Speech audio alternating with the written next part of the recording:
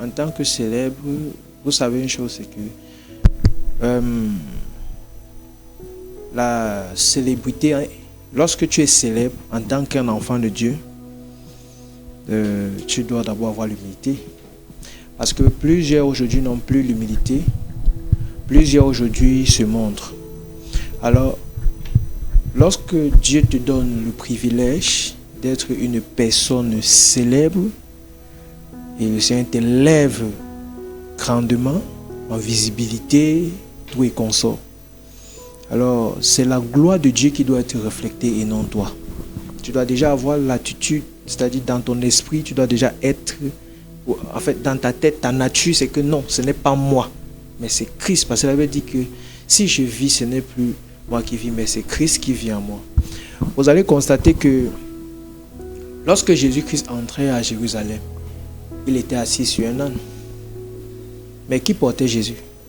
C'était l'âne. Et lorsqu'il entrait, la personne qui était vue, c'était Jésus et non l'âne. Donc ça veut dire que nous les hommes, nous devons avoir la position de l'âne qui transportons Jésus en nous pour montrer au peuple de Dieu. Merci beaucoup, pasteur. Donc, si je comprends bien, en fait, étant célèbre, nous devons nous revêtir de l'humilité et c'est Christ qui doit être vu. Exactement. Alors, et vous avez même déjà répondu à ma question parce que vous voulez poser la question de savoir est-ce qu'un chrétien peut être célèbre. Vous avez déjà répondu. Bon, la question que je peux donc poser est de savoir quels sont les défis ou les dangers qu'on peut rencontrer, que la célébrité peut nous pousser à rencontrer en fait. Déjà, il y a ce qu'on appelle la jalousie, la convoitise, les rivalités. Parce que c'est par là que Satan nous tente toujours. Par exemple, je vais un peu aller dans le ministère du chantre.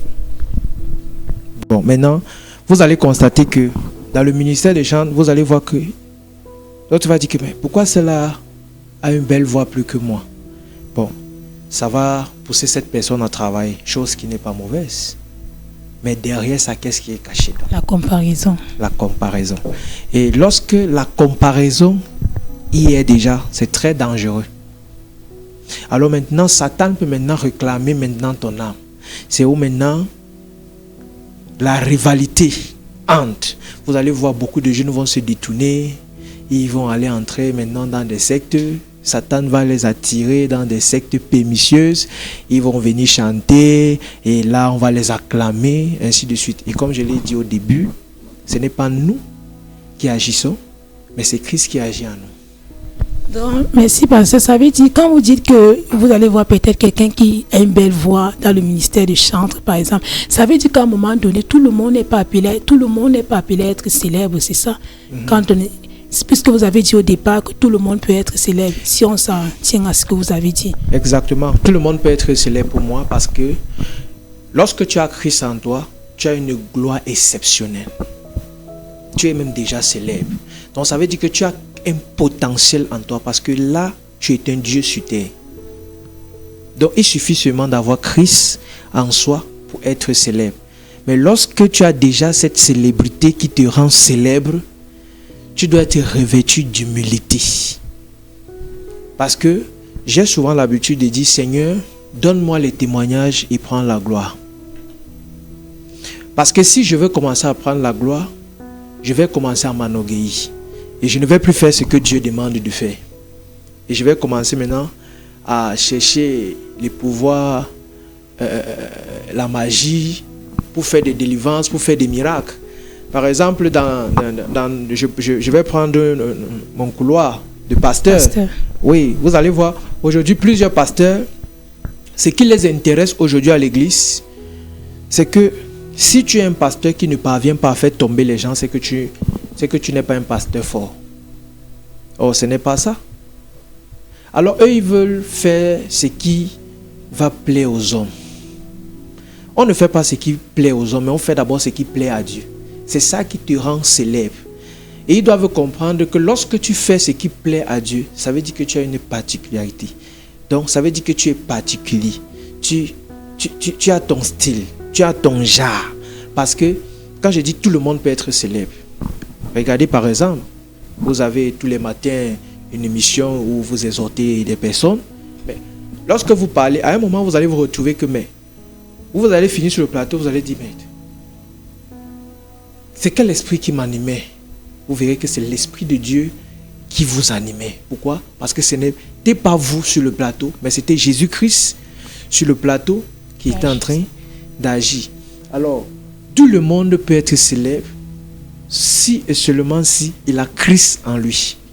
Merci beaucoup, pasteur. Et ça me rappelle aussi, Josué, la Bible dit, l'Éternel était avec lui et il était célèbre. Exactement. Mais nous regardons aussi dans la Bible, il y a des personnes qui n'ont pas été célèbres. Les gens comme, parmi les 12 apôtres, par exemple, les apôtres qui étaient les plus connus, c'était l'apôtre Paul, l'apôtre Pierre, l'apôtre Jean. Quoi qu'il y avait les autres, mais il y avait des personnes.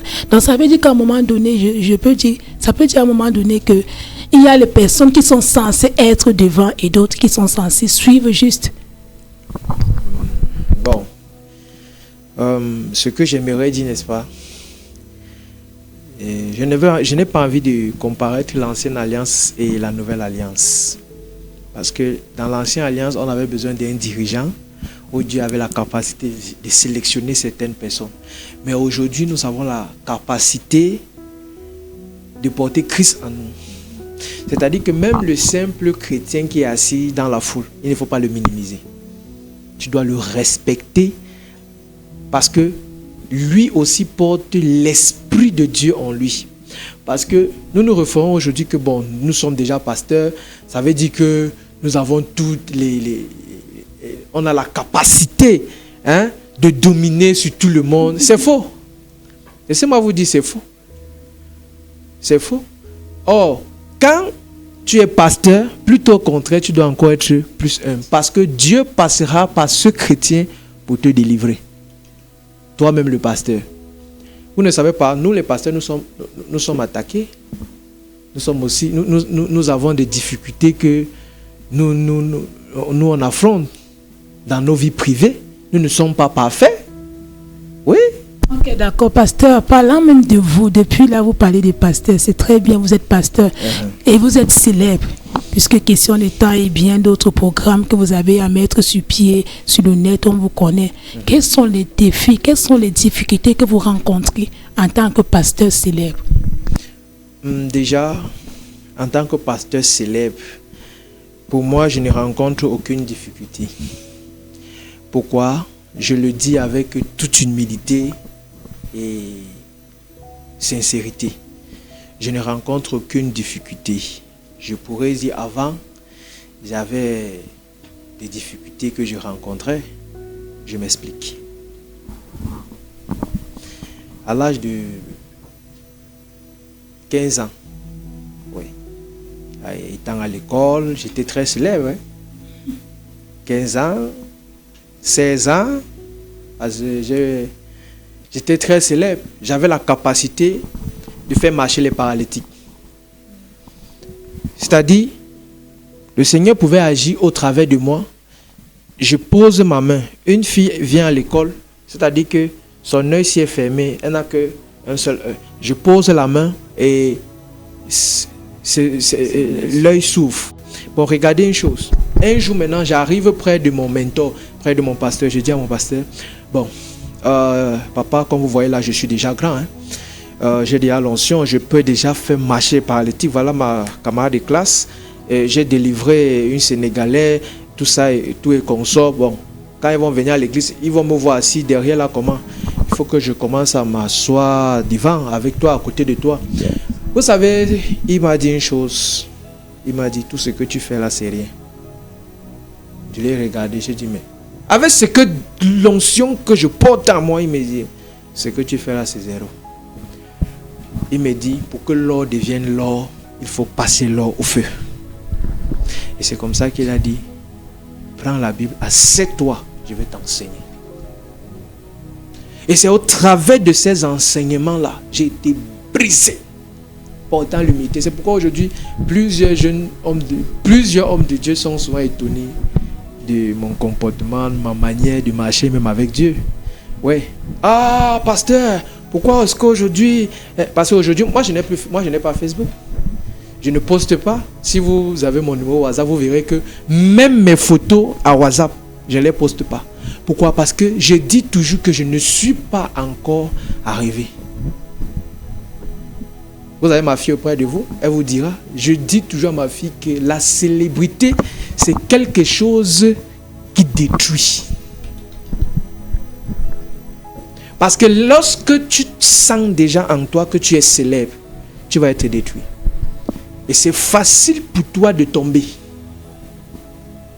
Ok, pasteur, vous avez dit quelque chose. Vous avez dit que le défi que vous avez rencontré en tant que célèbre, c'est l'orgueil. L'orgueil. Ça veut dire que le défi des célèbres, c'est l'orgueil. Exactement. Et je vais donc poser la question qui tourne autour de notre thématique. Pourquoi est-ce que les chrétiens célèbres arrivent à un niveau où ils blasphèment le Seigneur et rétrogradent? Puisque à un moment donné, ils ne verront plus le Seigneur agir en eux, c'est eux-mêmes qui vont commencer à voir. C'est-à-dire, ils vont dire, ok, c'est moi-même Idaosa.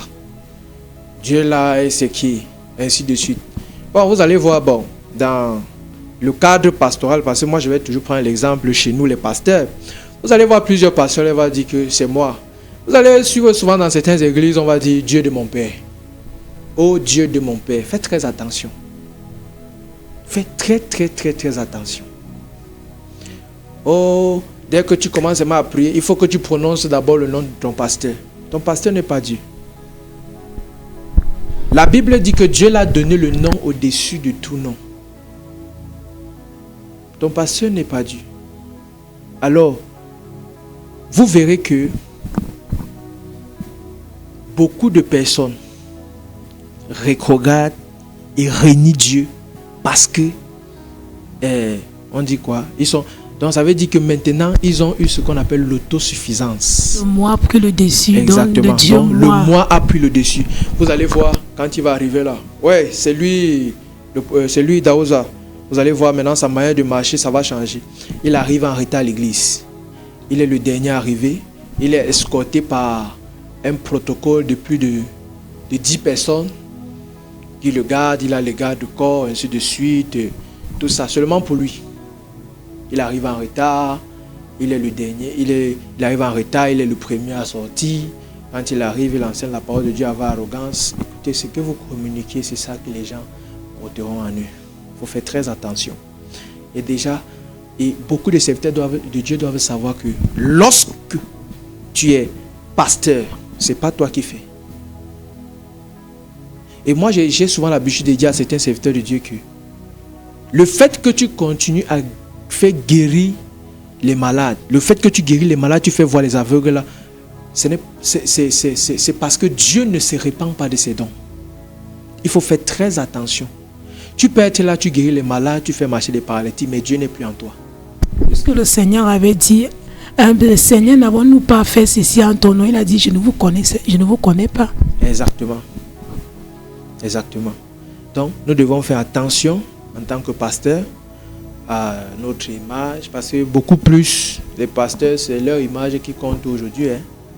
Oui, c'est ça qui compte beaucoup plus aujourd'hui. Si un pasteur n'est pas bien habillé, il ne peut pas prêcher. Si un pasteur, il y a certaines catégories de personnes que lui ne peut pas aborder, ainsi de suite, tout ça. Donc aujourd'hui, les pasteurs n'ont plus même d'humilité. Et c'est comme si au fur et à mesure que le monde avance, les pasteurs deviennent de plus en plus orgueilleux. Donc tu vas dire, je suis apôtre tel, je suis prophète tel. Vous n'allez plus voir des pasteurs. Hein? Il n'y a plus de pasteurs. Les personnes qui sont actuellement là, ce sont des prophètes et des apôtres. Pourquoi? Parce qu'on dit non, ce sont des tirés élevés, c'est eux qui ont la capacité de voir. Il faut faire très attention. Même le pasteur prophétise. L'évangéliste prophétise. L'intercesseur prophétise. Le simple chrétien à l'église prophétise. La Bible dit que Dieu fait grâce à qui il veut.